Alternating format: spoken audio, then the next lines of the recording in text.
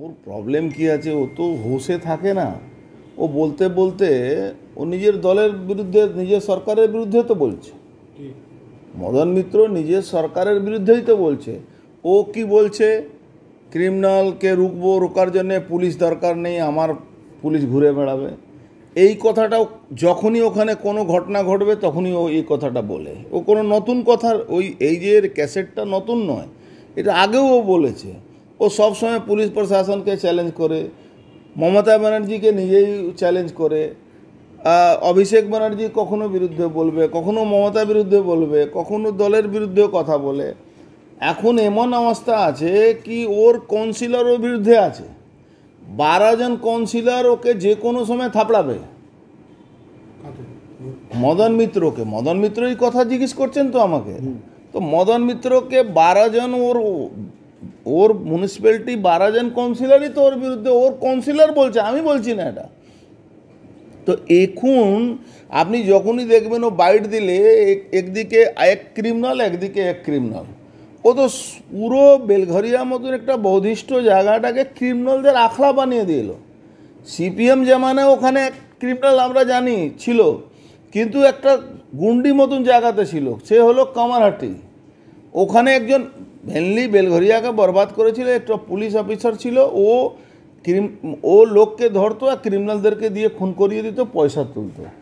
Same position এখন পশ্চিমবাংলার সব জায়গায় একই হাল হয়ে গেছে। কামারহাটি বিধানসভার মধ্যে বেলঘরিয়া যেগুলো জায়গাগুলো আছে, টেক্সমাইকো হোক, বেলঘরিয়া হোক, এখানে পুলিশ বলে কিছু নেই। ওর নিজের দলের সরকার আছে, ওর দলের সরকার তো মদন মিত্রের দলের সরকার। এখন 7টা জুয়া, হিরোইন, ড্রাগ সবটাই তো ওখানে বিক্রি হয়। ও নিজেও বলছে, মদন মিত্র নিজেও বলছে। তাহলে মদন মিত্র দলের লোকরা ওকে জিজ্ঞেস করছে না কেন? আর থাকলো আমার ব্যাপারে, আমার ছেলে কাছে হেরে এখান থেকে গেছে, ও কি আমার সঙ্গে কথা বলে? আমি ওকে একটাই কথা বলছি, ওর কামারহাটি তো শেষ করে দিয়েছে, বেলঘরিয়ার জায়গাটা শেষ করে দিয়েছে, পুরো বাংলাই তৃণমূল শেষ করে দিয়েছে।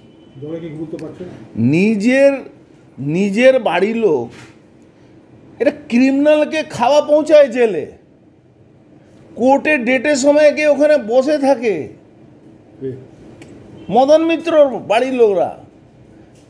এরপরে ওকে আমাকে উত্তর দিতে হবে। ওকে বলুন না কবে, কোন দিন, টাইম দেখে কোথায় আসতে হবে। কামারহাটি ছেড়ে দিই, কামারহাটি তো আমি জন্মলগ্ন থেকে ওই রাস্তা দিয়ে যাতায়াত। ভবানীপুরে যেখানে ওর অরিজিনাল বাড়ি আছে, ওখানে কবে আসতে হবে সেটা বল। ওর সঙ্গে যারা থাকে না, আমি যেদিন ইচ্ছা করব সেদিন ওর সঙ্গে থাকার লোকরা ওকে চড়থাপড় মারবে। ডান দিকে বাঁ দিকে যারাই ক্যামেরার মধ্যে আসছে, আমি যেদিন ইচ্ছা করব ওরাই ওকে চড়থাপড় মেরে মারবে। কোনো পলিটিক্যাল লোক বা কোনো রাজনীতিক নাও করে, একটা মানুষ নিজের ছেলেকে সবসময় চায়, খারাপ লোক হলেও নিজের ছেলেকে ভালো করে।